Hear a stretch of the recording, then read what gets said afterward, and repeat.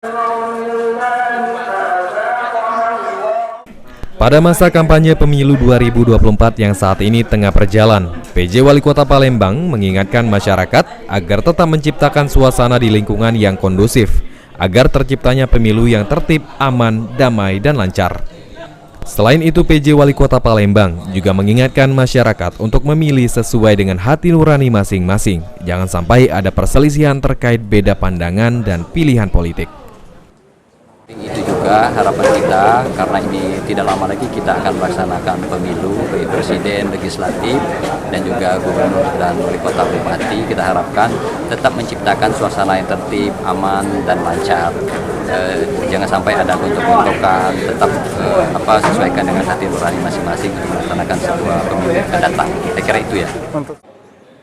Sampai saat ini, menjelang proses pencoblosan, kondisi di Palembang masih kondusif dan aman terkendali. Eki Saputra, PAL TV. Iya Pak, semangatnya Pak.